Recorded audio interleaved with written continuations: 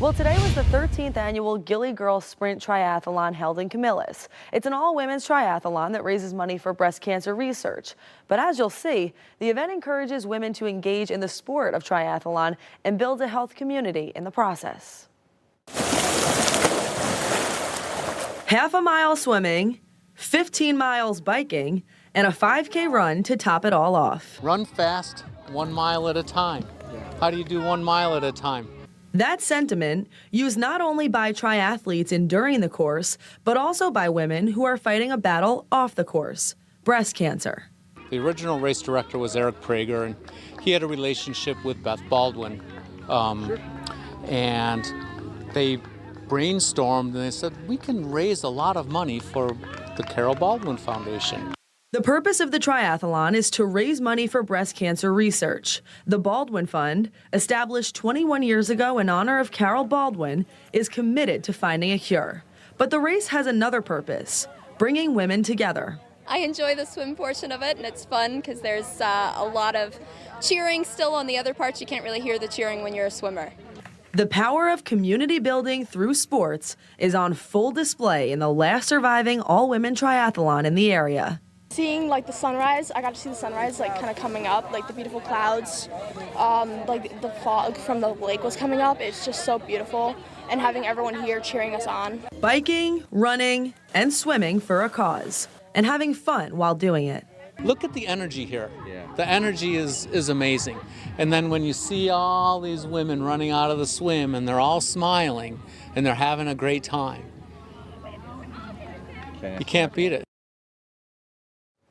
To date, this event has donated over $120,000 to breast cancer research. The Sprint Triathlon is still accepting donations at this time. So far, over $1,000 have been raised. They're actually looking to raise $10,000. You can find a link to donate on our website, cnycentral.com. Good morning. We're joined today by Lieutenant Malinowski with the Syracuse Police Department. Lieutenant Malinowski, thanks for being here this morning. Good morning. Happy to be here as always. So obviously you guys do traditional policing. We kind of touched on it a little bit last weekend, but you also work to make sure that you're considering environmental factors and how those can contribute to reducing violence. Yeah, a program I don't think many people are aware of, but it's called CPTED, which is Crime Prevention Through Environmental Design.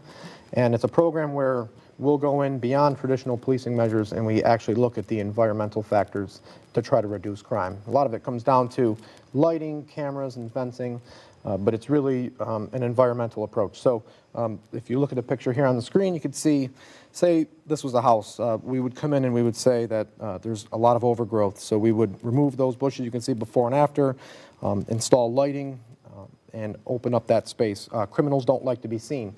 So when you remove the shrubs, when you cut down that overgrowth and you install lighting, it tends to deter crime. So we'll do that for people's private homes, and then we also work with businesses. We had a homicide recently in the area of State and Rainer, so we went down there. We saw there was some lawlessness going on, vehicles parking, people drinking alcohol in the parks, things like that. So we actually went in, cleared a lot of shrubs, installed fencing, and improved lighting for the area, and that tends to reduce crime.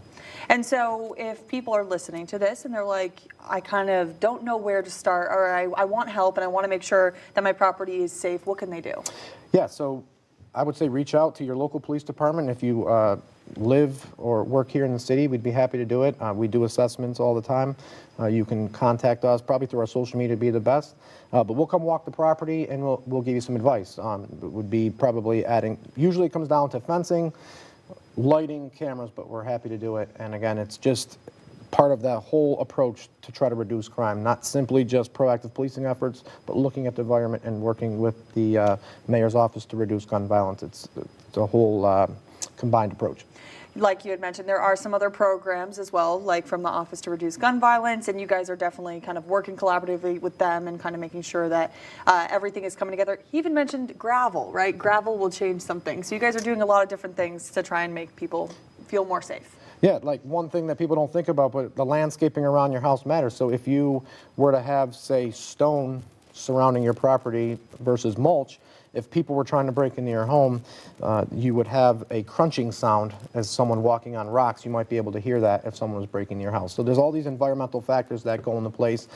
We have experts here at the police department that can help you out. And again, we're happy to help people because at the end of the day, it reduces crime and makes people safer. We're happy to be a part of it. Just a different way to be proactive, right? Yep.